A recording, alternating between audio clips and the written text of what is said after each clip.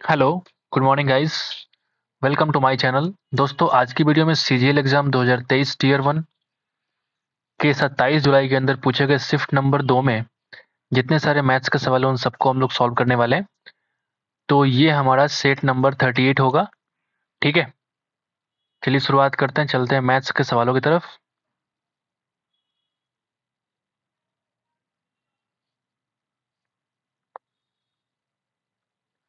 ठीक है, पहला सवाल आ चुका है आपके सामने।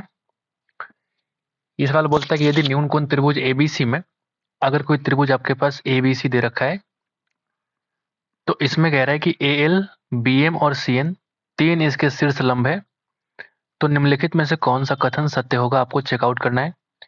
तो हमने क्या किया, यहाँ से एक लंब ड्रॉ किया, परपेंडिकुलर ड्रॉ किया हमने यहाँ से। तो ये इसका नाम दिया ए एल, ये हो गया आपका बी एम। ठीक है, और ये जो लेंथ हो गई इसको बोलेंगे हम लोग सी एन। ठीक है, तो शीर्ष लंब जो होता है, आपको पता है कि जो शीर्ष लंब का समेशन होता है वो हमेशा छोटा होता है साइड के समेशन से। ठीक है, नहीं, option number 4 is the required answer. ठीक है, तो एक आसान सवाल से हम लोगों ने क्या किया, शुरुआत किया। फटाफट चेक भी कर सकते हैं, अगर ये परपेंडिकुलर है तो एक ट्रायंगल के अंदर, इस ट्रायंगल के अंदर आप देखेंगे कि जो ए एल होगा ये इसको बोल सकते हैं परपेंडिकुलर बोल सकते हैं। ठीक है, और एल सी जो होगा ये बेस होगा, और ए सी जो होगा हमेशा क्या हो जाएगा, हाइपोटेनस। तो इस तरह तीन केस बनेंगे, और तीनों ही केस में जो ए एल बनेगा या तो बेस बनेगा या तो परपेंडिकुलर बनेगा, यानी कि हाइपोटेनस हमेशा क्या होगा, छोटा। मतलब मैं कह सकता हूँ कि तीनों का जो सम होगा वो हमेशा छोटा होगा तीनों साइड के समेशन से। आगे बढ़ते हैं, नंबर 2 के पास चलते हैं। दिए गए व्यंजक का मान ज्ञात कीजिए। इस व्यंजक का मान हम ज्ञात ज्ञात करते हैं, कैसे फटाफट निकाल सकते हैं आप देखेंगे। अगर मैं मान लूँ कि ए की वैल्यू 120 के बराबर है और बी की वैल्यू अगर 100 मान लिया हमने, तो आप देखेंगे ये बन जाएगा a cube minus b cube, और नीचे हमारा लिखा हुआ है ए square plus B square plus a b. Right, तो आप देखेंगे इसका फॉर्मूला क्या होता है, a minus b a square plus B square plus a b, यानी a square plus B square plus a b cut जाएगा, यहाँ सिर्फ बचेगा आपका ए माइनस पी। यानी कि 120 में से अगर 100 कम किया हमने तो 20 इस सवाल का आंसर है। फिर से आसान सवाल आपके सामने आ चुका है। आगे बढ़ते हैं, नंबर 3 के पास चलते हैं। क्वेश्चन नंबर 3 आपसे कह रहा है कि अगर x square minus x square की वैल्यू इतनी है तो ये कैसे निकालेंगे। तो आप मुझे बताओ, क्या हम इसको इस तरह से मल्टीप्लाई करेंगे तो ए प्लस बी और इन टू ए माइनस बी की वैल्यू ए स्क्वायर माइनस बी स्क्वायर, ये वैल्यू देगा कि नहीं देगा, बिल्कुल देगा। तो अगर ये आपका दे रखा है तो मैं कह सकता हूँ कि एक्स स्क्वायर प्लस 1 बटा एक्स स्क्वायर कितना होगा, बताइए। स्क्वायर करके प्लस 4 कीजिए, यानी 16 गुना 2 32 और 4 36 का अंडर रूट, यानी कि ये बन जाएगा 6 के बराबर। मतलब मैं कह सकता हूँ यहाँ वैल्यू पुटिंग करिए, 6 इंटू 4 रूट 2, यानी कि जो आंसर होगा 24 रूट 2 इस सवाल का आंसर होगा। ठीक है, आगे बढ़ते हैं, नंबर 4 के पास चलते हैं। पी क्यू आर के बारे में कह रहा है कि पी है, क्यू है और आर है, एक कार्य को 9 डेज 12 डेज और 18 दिन में पूरा कर सकते हैं। तुम्हारा टाइम का एक्चुअल टाइम दे रखा है इतना डेज। तो एक साथ अगर मिलकर काम करते हैं तो कितना टाइम लगेगा, आपको पता है, बहुत ही आसान सवाल है ये। इन तीनों का एलसीएम कितना हो जाएगा, 36। अगर मैं एफिशिएंसी की बात करूं तो आप बताओ, 9 चौका 36, 12 3 36 और 8 दोनों 36। तो अगर एक साथ मिलकर काम करेंगे कितना हो जाएगा बताओ, 4 3 7 और 2 9, डिवाइड किया हमने, यानी कि 4 दिन में काम तुम्हारा पूरा हो जाएगा। लेकिन आपसे क्या पूछ रहा है सवाल कि एक दिन के अंदर कितना कार्य पूरा होगा। तो अगर 4 दिन के अंदर मैं कहूंगा कि 100% काम पूरा होता है, यानी कि एक दिन के अंदर 100/4, यानी कि 25% काम पूरा होगा। इसी को तो बोलते हैं 1/4 काम, यानी 1/4 काम एक दिन के अंदर पूरा होगा। तभी तो हम बोल पाएंगे 4 दिन के अंदर पूरा काम पूरा हो पाएगा। ठीक है, इसकी वैल्यू क्या होगी, आपको पता है, अगर सेक ए प्लस टेन ए की वैल्यू 5 है, इसका मतलब है कि सेक ए माइनस टेन ए की वैल्यू 1/5 है। अगर साइन ए निकालना है कोई बात नहीं, हम क्या निकाल लेते हैं, पहले 2 सेक ए अगर निकालेंगे तो आप बोलेंगे 5 प्लस 1/5 होगा। बिल्कुल, आपने जोड़ दिया ना। तो हम कह सकते हैं कि सेक ए की जो वैल्यू होगी, 5 पच्चीस 25, एक 26/5 और 10 को ले 2 को ले और नीचे, मतलब इतनी वैल्यू आ गई, मतलब इसको बोल सकते हैं 13/5। तो सेक का मतलब क्या होता है आप मुझे बताओ, एच ऊपर और बी नीचे, यानी इस ये किसकी वैल्यू है, एच की। ये वैल्यू किसकी है, बेस की। यानी पी की वैल्यू कितनी हो जाएगी बताओ, 12, बाय यूजिंग पाइथागोरस। तो अगर आपको निकालना है दोस्त साइन है, तो मतलब मैं कह सकता हूँ पी अपॉन एच। पी की वैल्यू है कितनी, 12, एच की वैल्यू है 13। तो 12/13 इस सवाल का आंसर हो जाएगा। बढ़िया सवाल, आगे बढ़ जाते हैं, नंबर 6 के पास आते हैं। आपने देखा कि सोहम के बारे में कह रहा है, सोहम। ठीक है, इसके बारे में क्या कह रहा है कि प्रारंभिक व्यय और बचत 5:3 के रेशियो में था। व्यय का मतलब होता है दोस्त एक्सपेंडिचर, और ये तुम्हारा है सेविंग्स। ठीक है, तो स्टार्टिंग जो रेशियो था वो 5:3 था, मतलब 3 बचाता है और 5 खर्च करता है। इसका ये मतलब है कि इनकम उसका रहा होगा 8। क्लियर है? अच्छा, आगे क्या बोलता है कि यदि इसकी आय में 25% की वृद्धि होती है, आय में 25% की वृद्धि यानी कि 8 बन गया भैया 10। ठीक है, यदि उसकी आरंभिक बचत 4500, यानी स्टार्टिंग वाला कह रहा है कि अगर इस 3 का रेशियो जो है ना, इस 3 की वैल्यू कितनी है, आप बोलेंगे 4500, यानी एक की वैल्यू कितनी हो जाएगी, एक रेशियो की वैल्यू जाएगी 1500 रुपया। ठीक है, तो आपसे क्या पूछा, वृद्धि के बाद उसकी आय ज्ञात करें। तो वृद्धि के बाद उसका आय कितना था, अब बोलेंगे 10। तो एक की वैल्यू 1500, तो 10 की वैल्यू 15,000। तो 15,000 रुपये इस सवाल का आंसर हो जाएगा। Option number 1 is the required answer. बहुत ही आसान आसान सवाल हम लोगों ने शुरुआत किया है। आगे बढ़ते नंबर 7 के पास चलते हैं। आपसे क्या बोला कि एक बेईमान व्यापारी किसी वस्तु को क्रय मूल्य से 15% के हानि पर सेल करता है। ये 15 लिखा हुआ है ना कि 5 लिखा हुआ है, आप मैं जरा एक बार चेक कर लेता हूँ। 1 मिनट होल्ड कीजिएगा। 27 जुलाई शिफ्ट 2, क्वेश्चन नंबर 7 के पास चलते हैं। हाँ, ये लिखा हुआ 15% हानि लिखा हुआ है।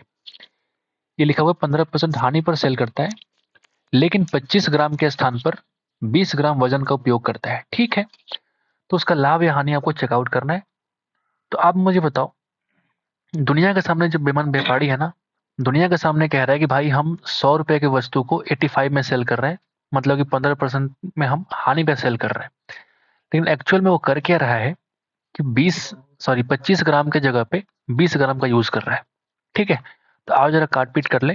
तो ये तुम्हारा सीपी और एसपी का रेशियो देगा। ठीक है, 25 चौका 100, आप अगर देखेंगे तो ये कट जाएगा 5 से 4 बार में, और ये 5 से 17 बार में, यानी 16 के वस्तु को सेल किया 17 में, यानी इसको एक्चुअल में हानि नहीं बल्कि प्रॉफिट हो रहा है। और कितना प्रॉफिट हुआ आप देख सकते हैं, 1/16। इस इंटू 100 बोलेंगे अगर परसेंटेज में, तो आप बोलेंगे 25/4%, और इसी को तो हम बोलते हैं 6.25%। उम्मीद है कि आपको समझ में आ गया होगा। आसान सवाल था। फिर से ऑप्शन नंबर 3 इस सवाल का आंसर होगा। आगे बढ़ते नंबर 8 के पास चलते हैं।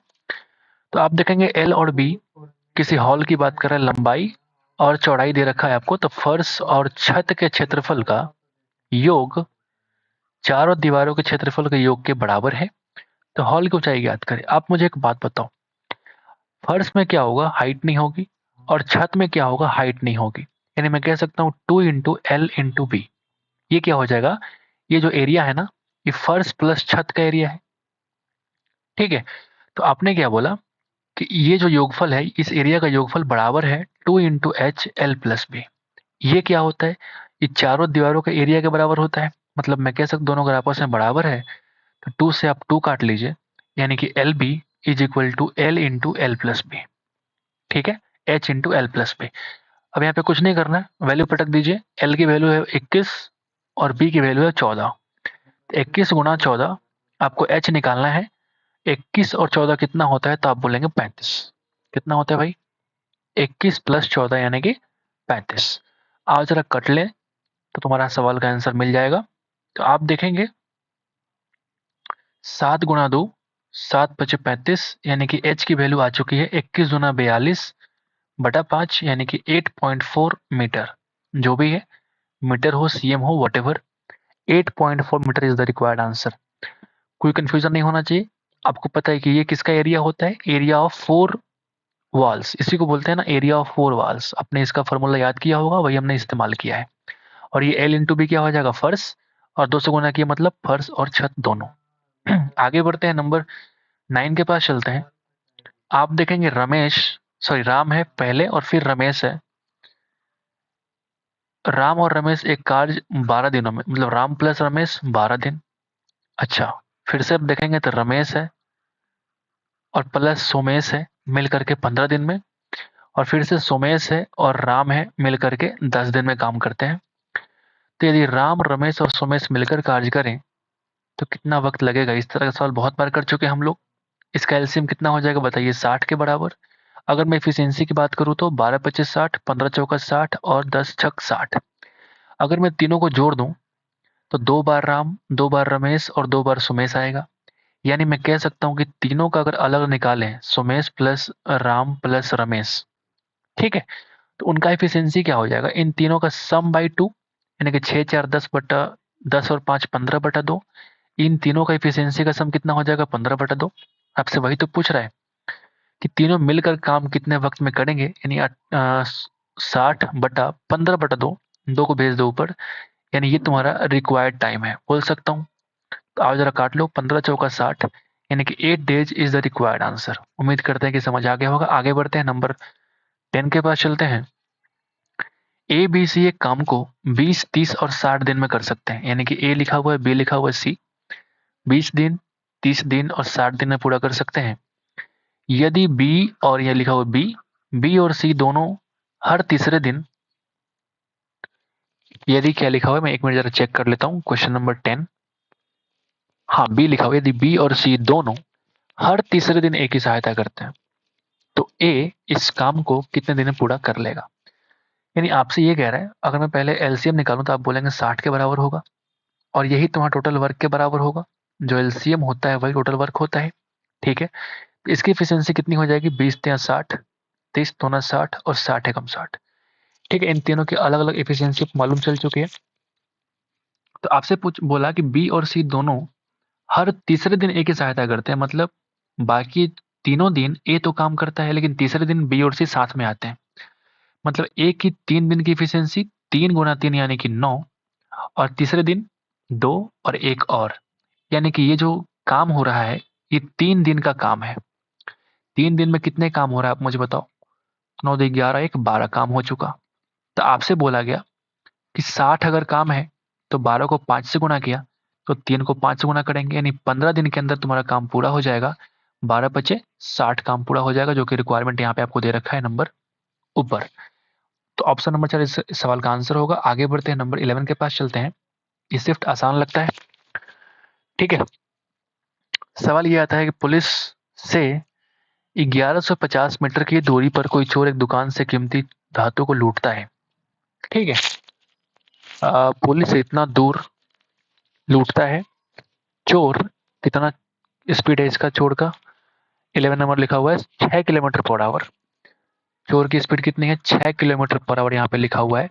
भागना शुरू करता है और पुलिस उसी समय 11 किलोमीटर पर आवर, ये जो लिखा हुआ भाई, ये लिखा हुआ है 11 किलोमीटर पर आवर पीछा कर देती है। चोर पकड़े जाने से पहले कितनी दूरी दौड़ा होगा, ठीक है। अगर यहाँ पे चोर लिखे हम, यहाँ पे अगर हम पुलिस लिखते हैं तो इन दोनों का डिस्टेंस है कितना? 1150 मीटर, ठीक है, ओके। तो अगर पुलिस यहाँ से पीछा करता है चोर को, तो चोर कहीं ना कहीं जो भागता है ना, तो चोर ने पकड़े जाने से पहले, मान लो ये यहाँ पकड़ा जाता है, ठीक है, तो ये डिस्टेंस कितना होगा आपसे पूछ रहा है, कितना डिस्टेंस भाग जाता है। तो पहले हम निकाल लेते हैं टाइम टू कैच, कि कब पकड़ा जाएगा चोर। तो आप बोलेंगे 1150 मीटर, और इन दोनों का डिस्टेंस का अंतर, सॉरी स्पीड का अंतर, यानी 11 और 6 का अंतर कितना हो जाएगा? 5। अब चूंकि ये स्पीड किलोमीटर पर आवर में है, तो इसको हम कन्वर्ट करेंगे मीटर पर सेकंड में, यानी 5/18 बोल सकते हैं। तो मीटर पर सेकंड, ठीक है ना।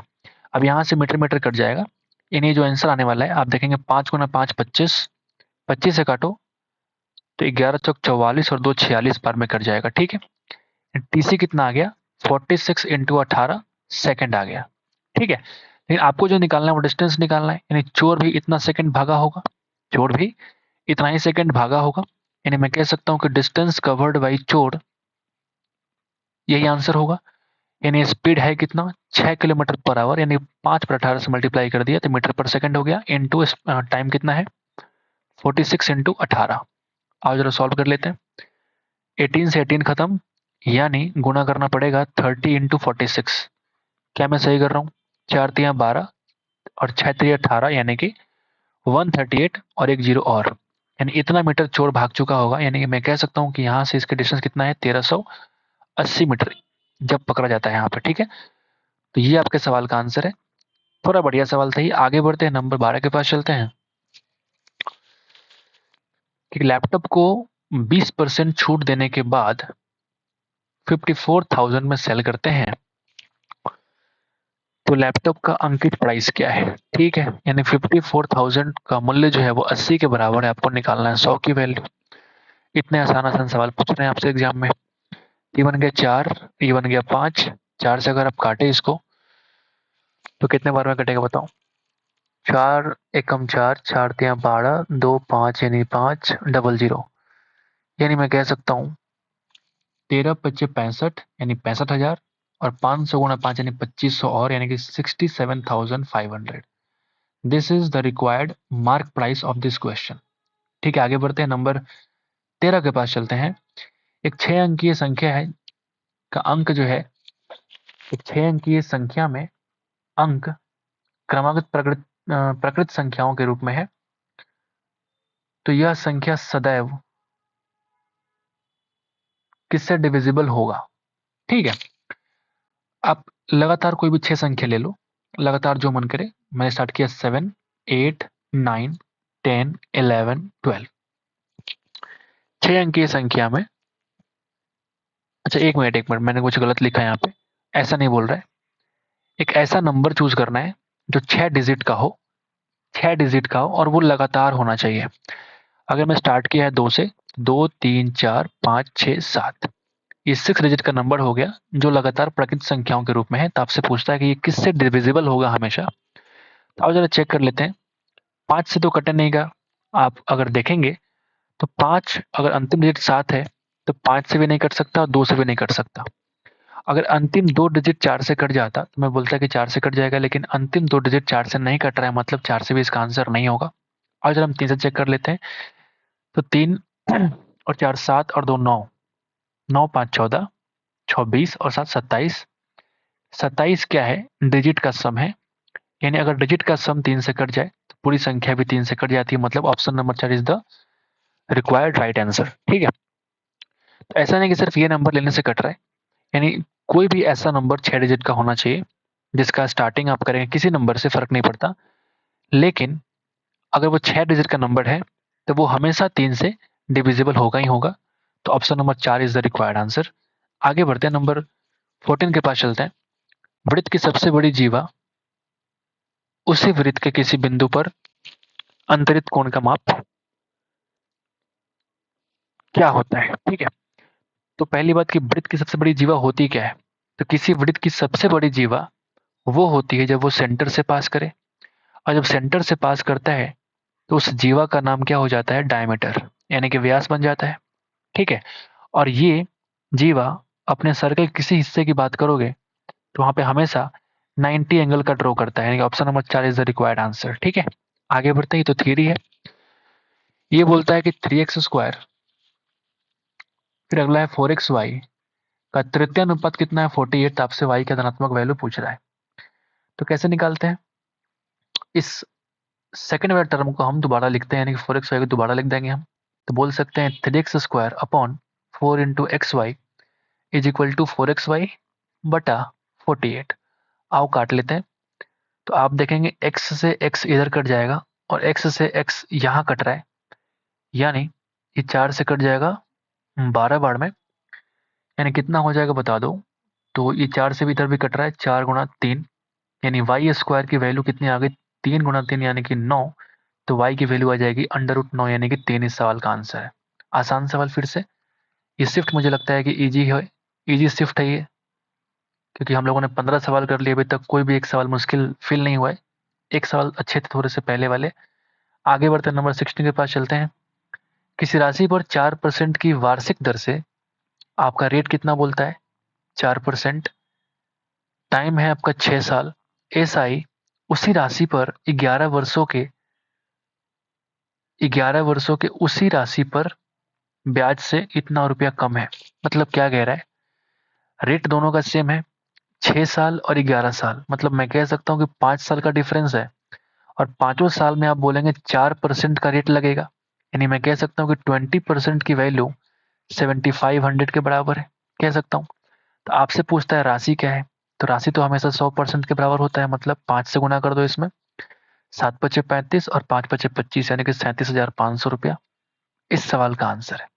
This is the best approach, smart approach. आगे बढ़ जाते हैं, नंबर 17 क्या बोलता है कि स्कूल द्वारा आंतरिक स्रोतों से कितनी राशि प्राप्त की जा सकती है। ये तुम्हारा सोर्स ऑफ फंड लिखा हुआ है, मतलब कहाँ कहाँ से स्कूल के अंदर फंडिंग का आगमन होता है, कहाँ कहाँ से फंड आता है, और उस फंड का इस्तेमाल स्कूल कहाँ कहाँ करता है, यूज कहाँ कहाँ करता है, वो इसका इस पैकेट में दिखाया गया है। ठीक है, टोटल फंड जो आता है उसका वैल्यू है कितना, 10 लाख रुपीज। टोटल 10 लाख रुपए फंडिंग से आता है।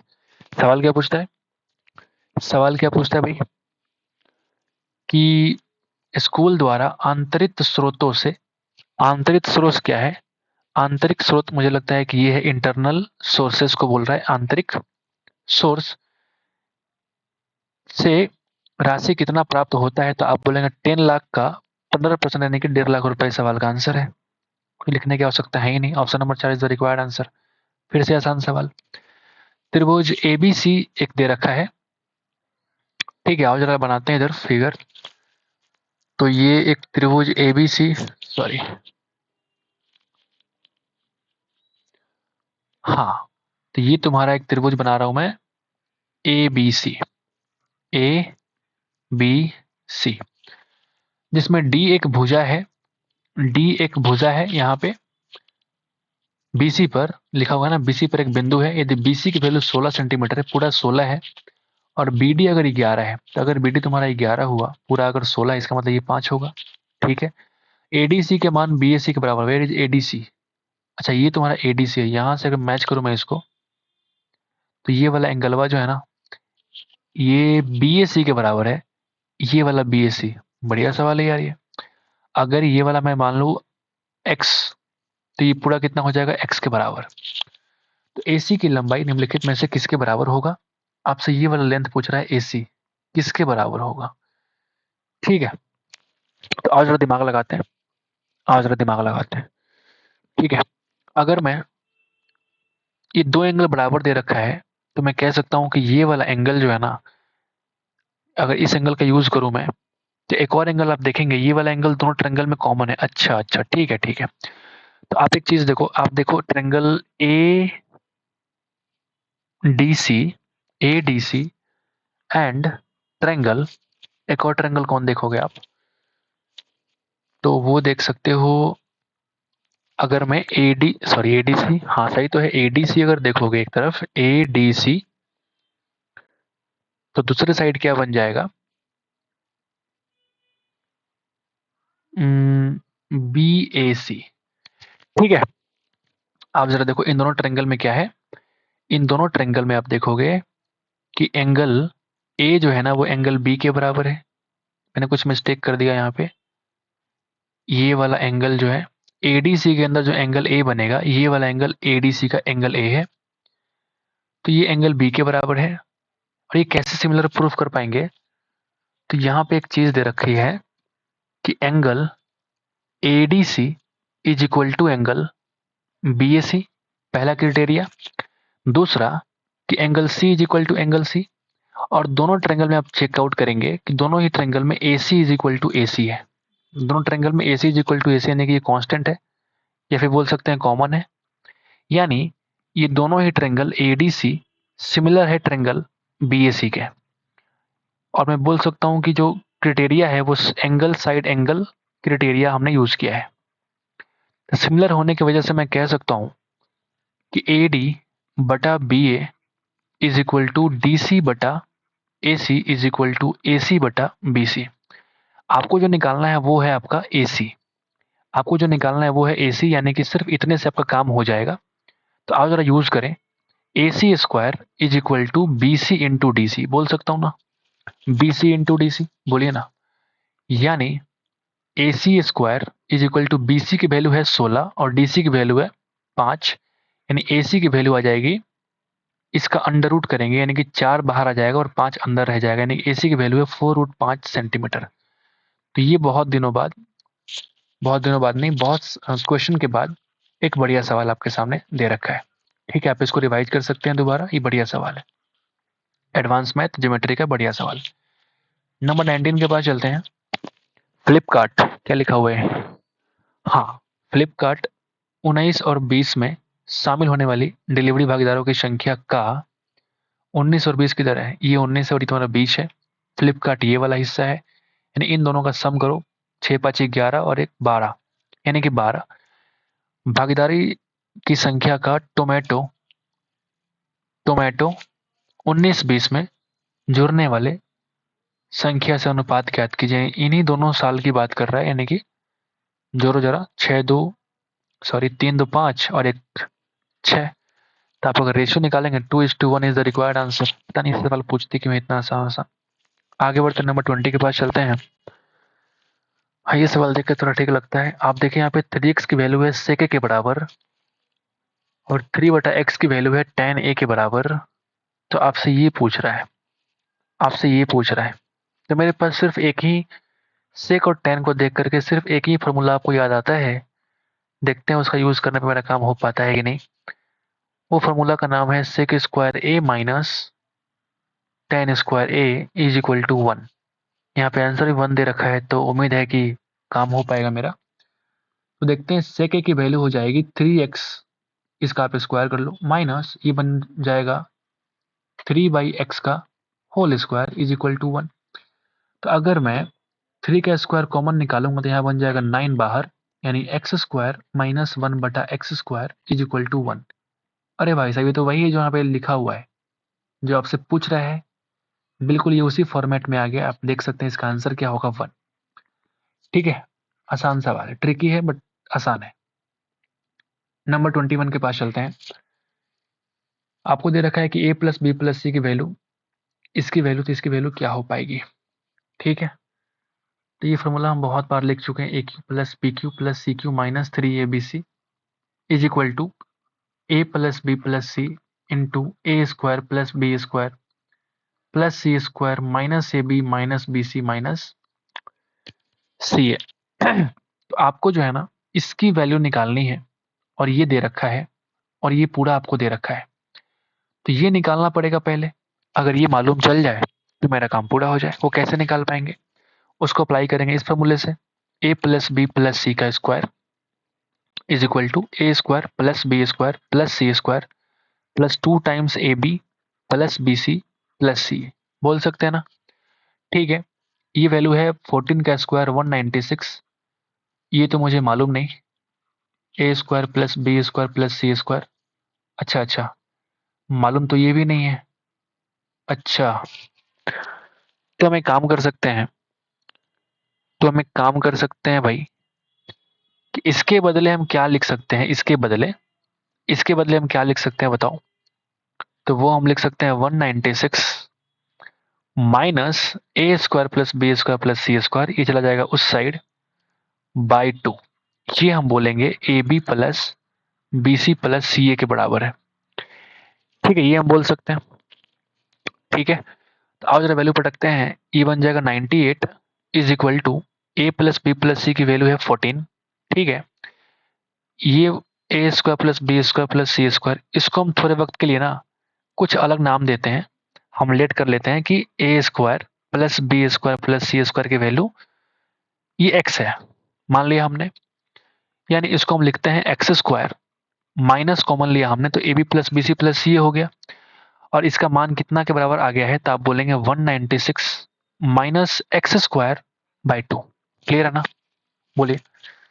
तो आप जरा सॉल्व करें। 14×7 = 98, 7 इज इक्वल टू, ये तो बढ़िया सवाल है। आप देखेंगे 2 इंटू एक्स स्क्वायर यानी कि 2x square minus 196 minus minus plus x square by 2, यानी कितना हो जाएगा। ये 14 is equal to 2 1 3x square, और ये 196 को इधर ले आओ तो बन जाएगा प्लस 196 इज इक्वल टू, यानी आप देखेंगे 3x स्क्वायर की वैल्यू 210 के बराबर, यानी कि x की वैल्यू कितनी आ गई, सॉरी एक्स स्क्वायर की वैल्यू कितनी आ गई। अच्छा, एक्स स्क्वायर क्यों लिखा हमने बार बार। ठीक है, अब ठीक है। तो एक्स स्क्वायर की वैल्यू कितनी आ गई, 70 के बराबर। तो एक्स स्क्वायर माना कितने, किसको हमने है, ए square plus B square plus सी स्क्वायर की वैल्यू कितनी आ गई, 70। सो उम्मीद करते हैं कि आपको ये सवाल समझ में आ गया होगा। भी एक बढ़िया सवाल है। ठीक है, so option number 4 is the required answer. इसका फॉर्मूला आप A square plus B square plus C square के फॉर्मेट में भी याद रख सकते हैं, बट मुझे सिर्फ सिर्फ एक ही फार्मूला, ये वाला मुझे याद है, बेस फार्मूला। तो इसी का हमने यूज करके एक और फार्मूला हमने यूज किया, ये वाला, जिससे हमने क्या कर दिया, A B plus B C plus C A का आंसर निकाला, और उस वैल्यू को उठा के हमने यहाँ रख दिया, जिससे कि हमारा आंसर निकल गया फटाफट। आगे बढ़ते नंबर 22 के पास चलते हैं। ठीक है, इसकी वैल्यू क्या होगी, ये बोर्ड मास है। तो पहले हम सॉल्व कर लेते हैं। 4 3 7/4 प्लस 7 5 12/7 डिवीजन बन जाएगा मल्टीप्लीकेशन। 14 और 3 17/7 यानी कि 7/17। ठीक है, 14 और 3 17, हाँ ठीक है। ये हो जाएगा मल्टीप्लीकेशन 14 और 3 17/7। तुम साफ साफ कह रहे हो कि पूरे को तुम काट के हटाओ, यानी ये बन जाएगा 7 चौक 28, 49 प्लस 48 यानी कि 97/28 यानी कि 3 टाइम्स। तो ये बन जाएगा 8 3 24, 84 यानी कि बचा हुआ कितना वैल्यू है, 13/28। तो 3 integer 13/28 is the required answer. ठीक है, नंबर 23 के पास चलते हैं। तो आप देखेंगे दो केंद्रों के बीच की दूरी दे रखी है। ऑप्शन नहीं, क्वेश्चन नंबर 23 दूरी है कितनी, तो मैं जरा चेक कर लेता हूँ। ये लिखा हुआ 32 सेंटीमीटर लिखा हुआ है भाई। ठीक है, ओके, ठीक है। तो अनुस्पर्श रेखा की लंबाई, आपसे सवाल बहुत बार पूछ चुका है ये सवाल। इसका फॉर्मूला क्या होता है, डिस्टेंस बिटवीन सेंटर्स का square minus R1 minus R2 का स्क्वायर का अंडर रूट, ये फॉर्मूला होता है आपका। तो ये दे रखा है 32, यानी 32 का square minus R1 minus R2। तो इन दोनों का डिफरेंस है कितना, आप बोलेंगे 4, तो 4 का स्क्वायर लगा दो, अंडर रूट लगा दो। तो आप देखेंगे ये बन जाएगा 1024 माइनस 16 का अंडर रूट लगा दो, यानी ये बन जाएगा 1008 का अंडर रूट। तो अगर मैं 4 यहाँ से मल्टीप्लाई करूँ तो 4 गुना कितना हो जाएगा, 252 का अंडर रूट। तो 4 को हम बाहर निकाल सकते हैं, 2 टाइम्स अंडर रूट 252 सेंटीमीटर। ठीक है, तो ये बस फार्मूला बेस्ड सवाल है। अगर आपको ये फार्मूला याद है तो फटाफट इसका आंसर निकाल सकते हैं। आगे बढ़ते हैं, नंबर 24 के पास चलते हैं। नंबर 24 के पास चलते हैं। क्या बोलता है सवाल कि बेनी किसी कार्य को 24 डेज में कर सकता है। बेनी कोई नाम है, 24 डेज में काम कर सकता है, ये टाइम है। ठीक है, चेतन और डेविड दो और लोग हैं। ठीक है, तो बी सी डी भी आप लिख सकते थे। चेतन उसी कार्य को अकेले 36 दिन में करेगा, जबकि डेविड भाई साहब जो है ये 48 डेज में काम पूरा करते हैं। सभी मिलकर काम को आरंभ करते हैं, लेकिन यद्यपि यद्यपि ये क्या लिखा, थोड़ा ओवरलैप हो गया है। क्वेश्चन नंबर 24, बेनी, यहाँ लिखा हुआ बेनी, यहाँ पे जो लिखा उसका नाम क्या है, बेनी। कहते हैं कि बेनी कार्य पूरा होने से 4 दिन पहले, 4 दिन पहले और चेतन काम पूरा होने से 10 दिन पहले, 10 लिखा हुआ है, कार्य छोड़ देता है। और डेविड ने अंत तक कार्य किया।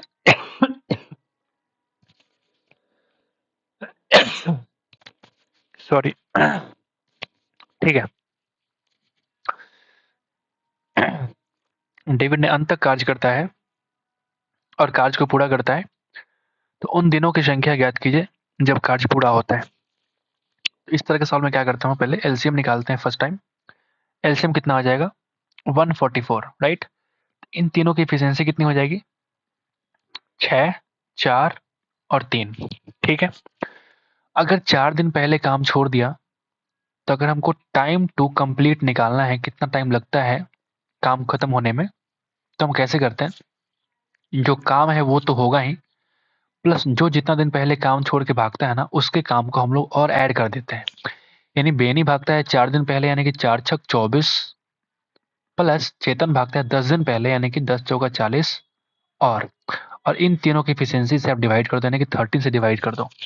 और जरा चेक करते हैं कितना हो जाएगा। तो ये 64 और 144, यानी कि 14 और 6 20, 20 और 8 कितना हो जाएगा, 208। ठीक है, बाई 13 यानी कितना हो जाएगा बता दो, 13 एकम 13, 7 8 यानी कि 13 छक 78, 16 दिन लगेगा इस काम को पूरा होने में। सो option number 3 is the required answer.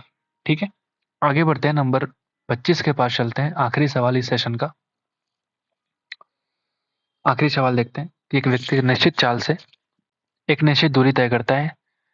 यदि कोई दूसरा व्यक्ति 3 गुना समय में 25% दूरी तय करता है, मान लिया तुम्हारा v कितना है, मान लिया कोई स्पीड कितना है v, मान लिया हमने थोड़ी देर के लिए, और डिस्टेंस मान लिया हमने कि वो s है, या फिर डिस्टेंस को हम d मान लेते हैं, d। ठीक है। दूसरा कोई व्यक्ति है, ये फर्स्ट व्यक्ति की कहानी है, दूसरा व्यक्ति क्या करता है कि 3 गुना समय में 25% ही दूरी तय करता है, तो इसका जो टाइम होगा वो d/v होगा, d/v होगा। तो इसके अनुसार जो टाइम लग रहा है, टाइम दूसरा व्यक्ति के द्वारा, ये फर्स्ट का टाइम है, दूसरा व्यक्ति का टाइम क्या हो जाएगा, तो इसी डिस्टेंस का 25% दूरी तय करता है। ठीक है, ओके। तो पहले व्यक्ति की चाल और दूसरे व्यक्ति की चाल का अनुपात ज्ञात करें। अच्छा, थोड़ा ट्रिकी करने की कोशिश करिए। तो मैं बोलता हूं कि d का 25% यानी कि d/4, d/4 तय करता है इसके टाइम के 3 गुना टाइम में।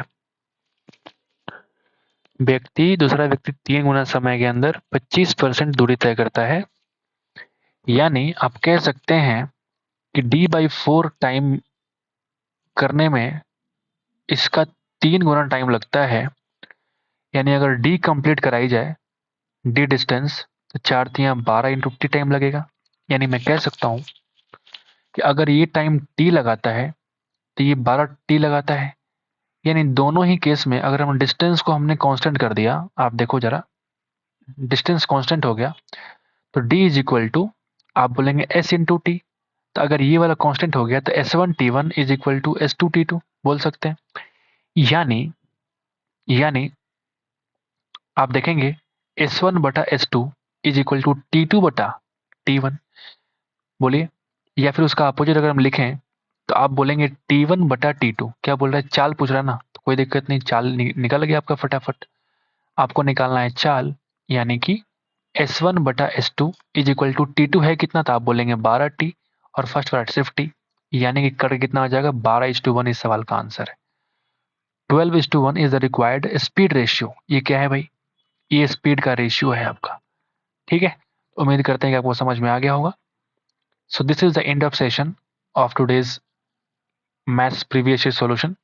ठीक है, तो ये सेट नंबर 38 भी खत्म हो चुका हमारा, और इसके बाद 39 सेट में चलेंगे हम लोग, जो कि आखिरी शिफ्ट का सेट होगा।